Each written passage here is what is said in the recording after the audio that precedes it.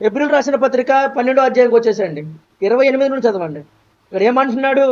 అందువలన మనము నిశ్చలమైన రాజ్యమును పొంది దైవ కృప కలిగి ఉందుము. ఎవరి కృప కావాలి ఇక్కడ నీకు?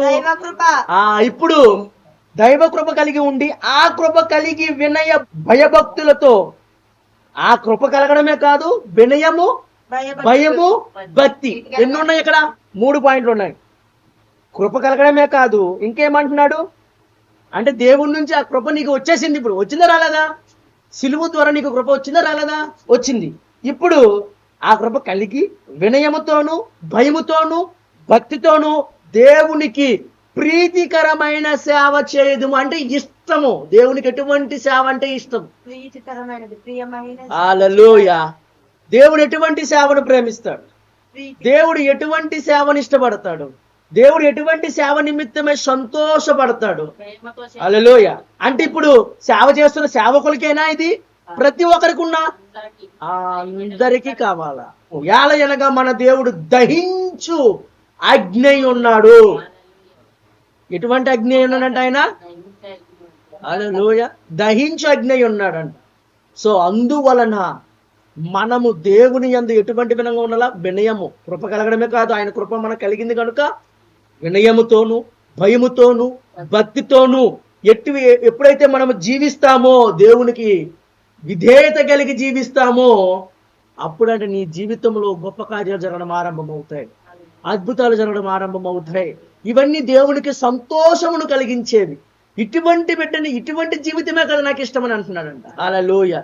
దేవుడికి సంతోషం కలిగించేవి ఏంటి? ఇవే. బంధకంలో ఉన్నోడు, బందీలో ఉన్నోడు కోసం భలే బాగా అయింది అన్నోడు బాగుంటుందా? నిన్ను విమర్శించినోడు చచ్చిపోయాడంటే నీకు ఇష్టమా? ఆయన ఇష్టపడతాడా? నువ్వు అలాగా ఆనందపడవచ్చా? లేదు. నువ్వు అలా ఆనందపడుతున్నావంటే, ఎప్పుడైతే ఒక ఆత్మ నశించిపోతుందనంటే ఆనందపడేవాడు ఎవడో తెలుసా? అపవాది. దేవుడు ఆనందపడతాడా? లేదు. ఆయన మంచివారి మీదనూ సూర్యుని వెలుగు ప్రకాశింపజేస్తున్నాడు, చెడ్డవారి మీద కూడా సూర్యుని వెలుగు ప్రకాశింపజేస్తున్నాడు. దీన్ని బట్టి మనకి ఏమర్థమవుతుంది? ఆయన లోకమును ఎంతో ప్రేమిస్తున్నాడు కనుక. హల్లెలూయా.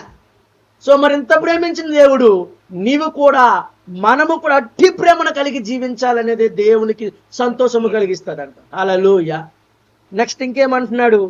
అయితే భయపడొద్దు ఇవన్నిటి విషయమై, నేను నిన్ను విడువను, ఎన్నడను ఎడబాయను అని ఆయనే చెప్పాను కదా.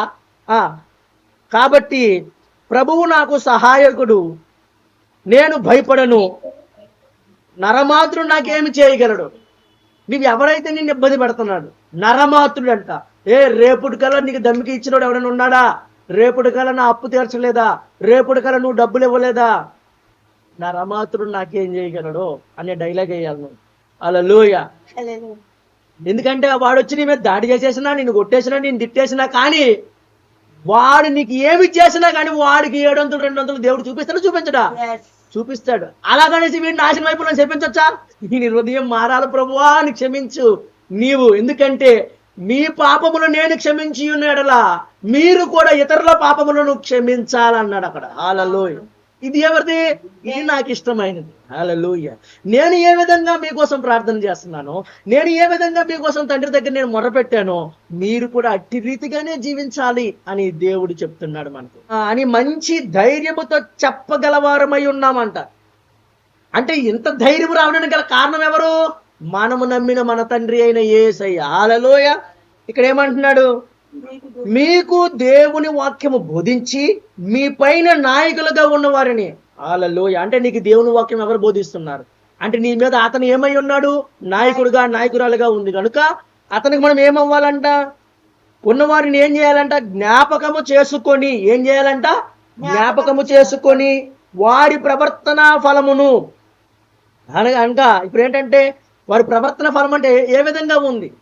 వారు చెడ్డదారిలో నడుస్తున్నారా, మంచిదారిలో నడుస్తున్నారా అంటే నువ్వు అంతము వరకు నువ్వేం చేయాలి? అతనిని జ్ఞాపకము చేసుకొని శ్రద్ధగా తలంచుకొనుచు.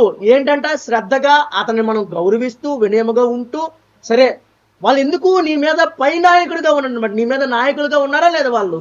సో అతనికి నువ్వు అని చెప్పిన మాటలు నువ్వు అనుసరించాలా, అవునా కాదా? వారి విశ్వాసమును అనుసరించాలంట. ఏంటి? ఆ దైవజనుడు ఎందుకు అంతగానం ప్రార్థన చేయండి అంటున్నాడు. ప్రార్థన చేస్తే జరుగుతుందని ఎందుకు అంటున్నాడంటే వారి యొక్క విశ్వాసము.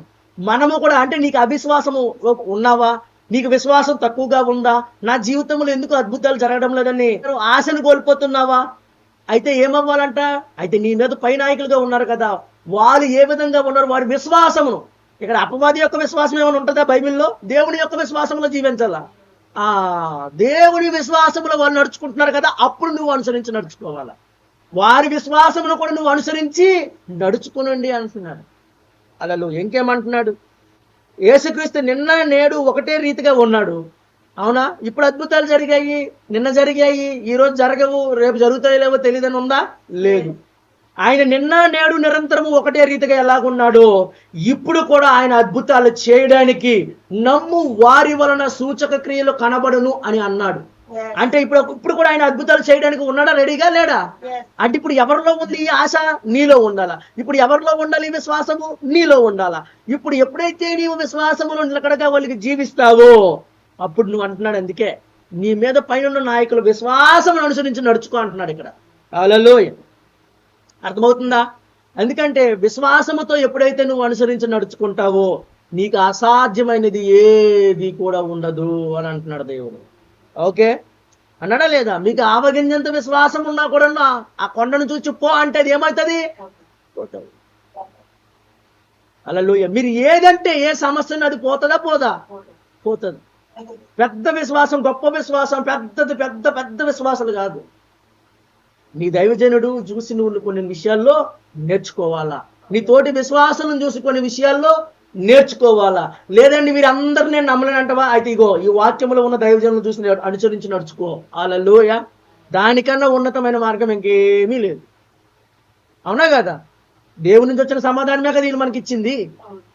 ఆమేన్.